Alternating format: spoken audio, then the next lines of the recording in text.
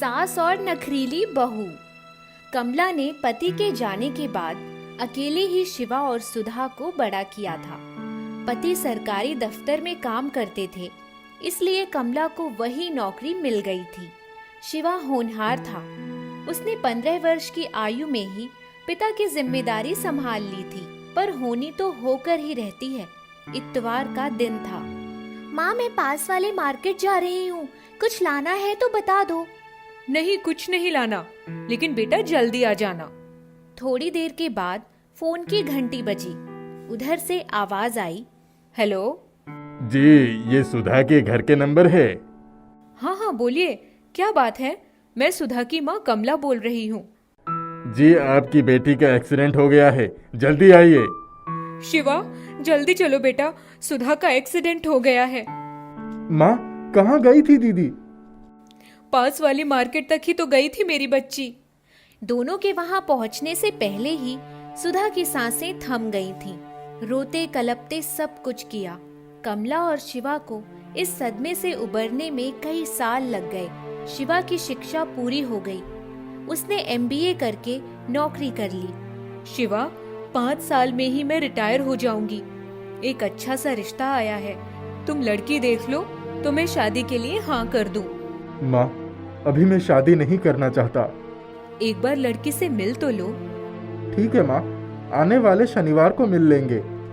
शनिवार आया तो शिवा लड़की से मिलने चला गया। लड़की को देखकर वह ठगा सा रह गया। वो थी ही इतनी खूबसूरत। शालू की बड़ी बड़ी आंखें, लंबे बाल, गोरा रंग। बात करके उसने तुरंत ही हाँ कर दिया। घर आया तो माँ, मैं तैयार हूँ शादी के लिए। मैं कह रही थी ना कि एक बार देखकर तुम ना नहीं कर पाओगे। अभी बहुत तैयारी करनी है। माँ, जैसा तुम कहोगी वैसा ही होगा। कमला दूसरे दिन ऑफिस गई तो बहुत खुश थी। सभी लोगों को बेटे की शादी की सूचना दे दी।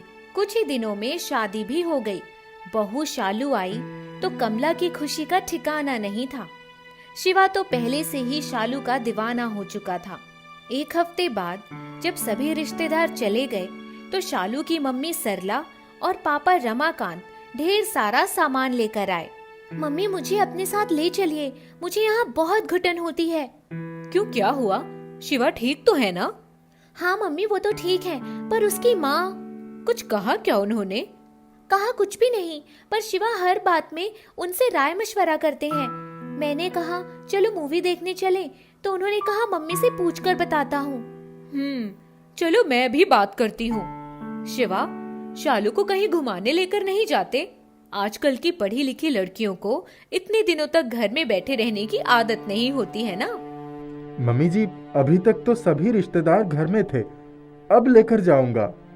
सरला और रमाकांत के जाने के बाद मम्मी को मेरी शिकायत लगा दी। और क्या, मैं घर में रहकर तंग आ गई हूँ। शालू, अगले हफ्ते ही हम दोनों की ऑफिस खुल जाएगा, तब माँ घर में अकेली ही रह जाएगी। इसीलिए मैं चाहता हूँ कि थोड़ा समय माँ के साथ भी बिता लो। घूमने फिरने को तो सारी जिंदगी पड़ी है। तुम्हारी जिंदगी में माँ के सिवा कुछ और नहीं है। मैं अपनी पूरी जिंदगी इस घुटन भरे माहौल में नहीं गुजार पाऊंगी। कान खोलकर सुन लो।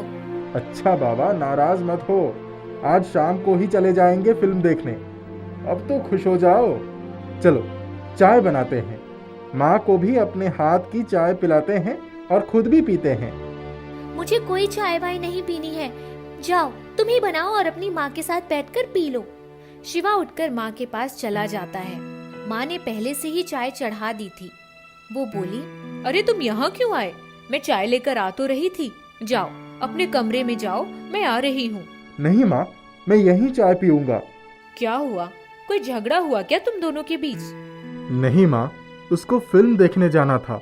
हाँ तो ले जाना, नई बहू है, उसका भी तो मन करता होगा घूमने फिरने का। हाँ, अभी जाऊंगा। चाय पीकर कमरे में आता है तो शालू सो रही थी। अरे चलो भाई, चलना नहीं है क्या? मिल गई माँ की आज्ञा।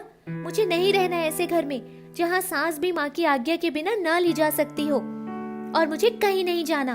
ठीक है, जैसी तुम्हारी मर्जी। वह तैयार होकर अकेले ही निकल जाता है। शालू बाहर आती है। आपने क्या पट्टी पढ़ाई है? वो मुझे छोड़कर बाहर चला गया। आप क्या समझती हैं? वो सिर्फ आपका ही बेटा है। ऐसा ही था तो शादी करवाने की जरूरत क्या थी? अब तो उसे सिखाने पढ़ाने की आदत छोड़ दीजिए। बहू धीरे बोल बेटा, सब सुन लेंगे। सुनना है तो सुन ले, मुझे किसी की परवाह नहीं। आप सिर्फ अपने काम से काम रखिए। कमला चुपचाप अपने कमरे में जाकर फूट फूट कर रोने लगती है। थोड़ी देर में शिवा आया। आवाज सुनकर कमला बाहर आई। तू तो आज उसे फिल्म दिखाने ले जाने वाला था, कहाँ चला गया था? माँ, इसीलिए मैं अभी ये शादी वादी के चक्कर में नहीं पड़ना चाहता था। अब भुगतान तो करना ही होगा।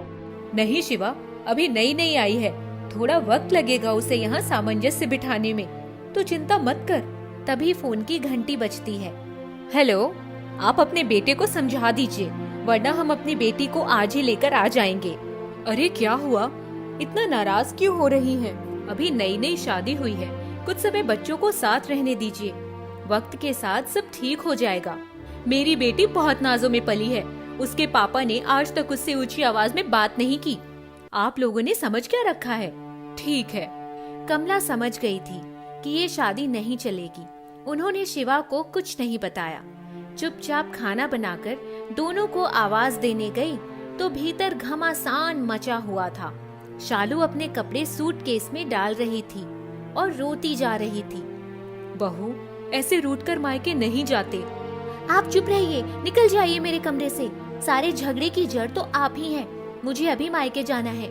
अच्छा तुम रहो, मैं कल सुबह ही अपने भाई के घर सहारनपुर चली जाऊंगी। बस। माँ, तुम कहीं नहीं जाओगी। जिसको जाना है वो चला जाए।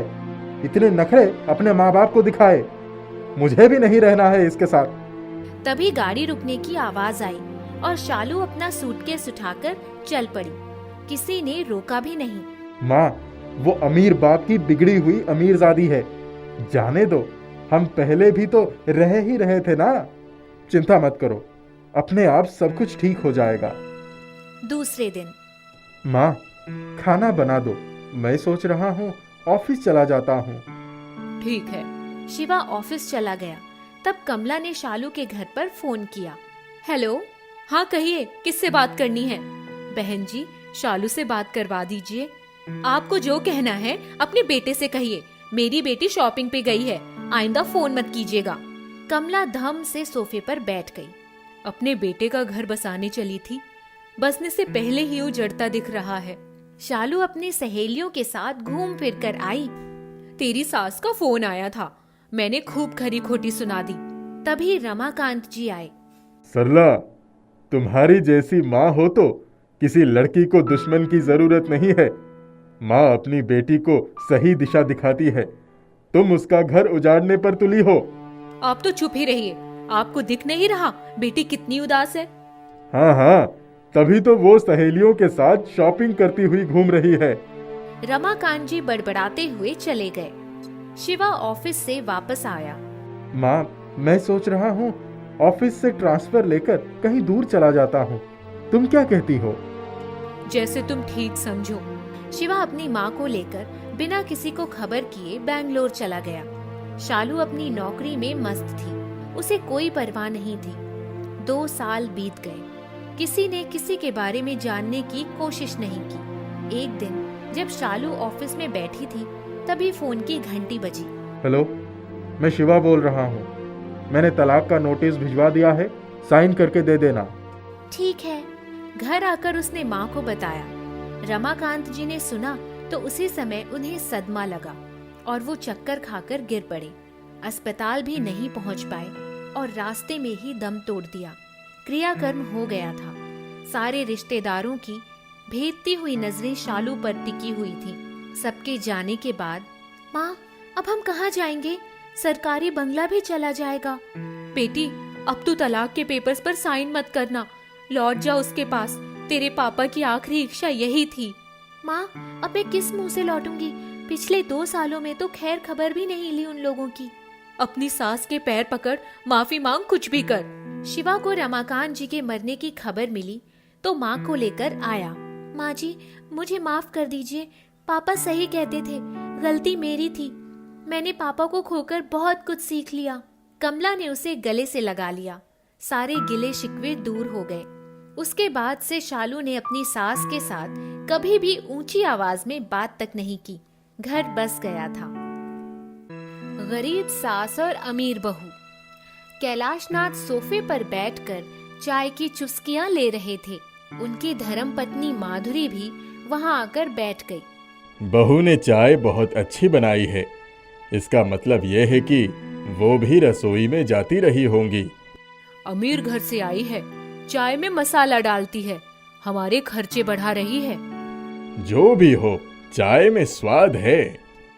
अब खाना भी अच्छा बनाए तो मानू। अरे बनाएगी बनाएगी। आप बड़ी तरफदारी कर रहे हैं उसकी।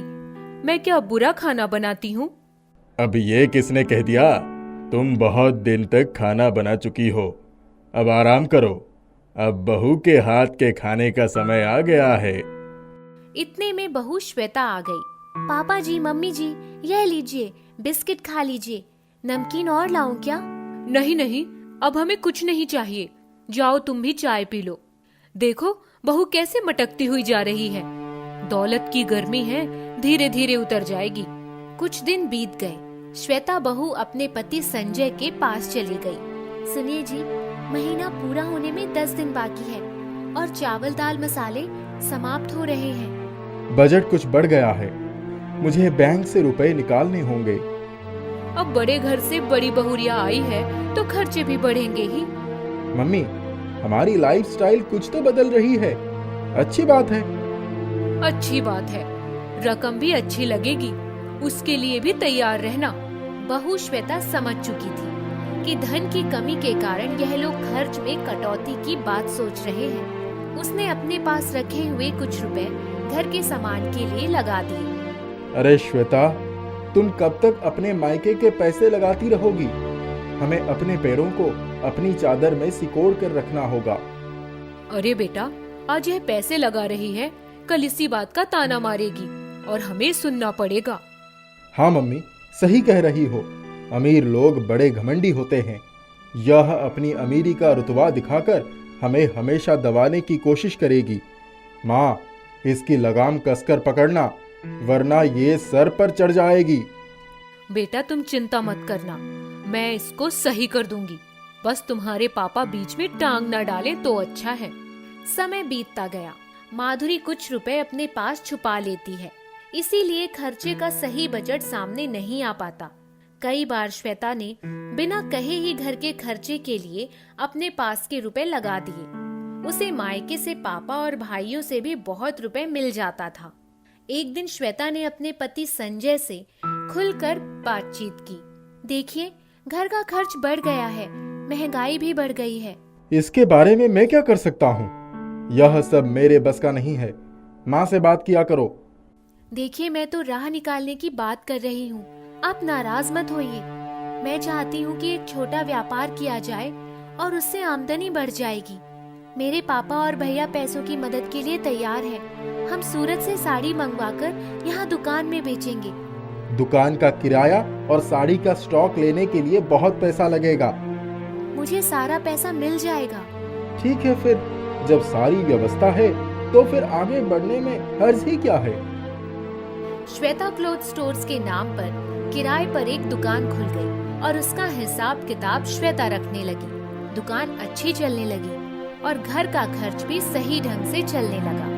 देखो, बहू हो तो ऐसी, अमीर घर से आई है लेकिन घमंड नहीं है। अपनी सूझबूझ, लगन और मेहनत से इतनी बढ़िया दुकान चलाई है।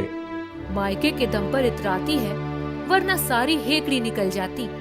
माधुरी, यह भी तो सोचो, मायके वालों को इसके ऊपर कितना विश्वास है। उन्होंने आंख बंद करके रुपया लगा दिए और उसका अच्छा फल मिल रहा है। माधुरी को बड़ी जलन होती है। हर तरफ श्वेता के नाम के झंडे पर गए। माधुरी अब दुकान पर भी जाने लगी और मौका देखकर गल्ले से पैसे भी निकालने लगी।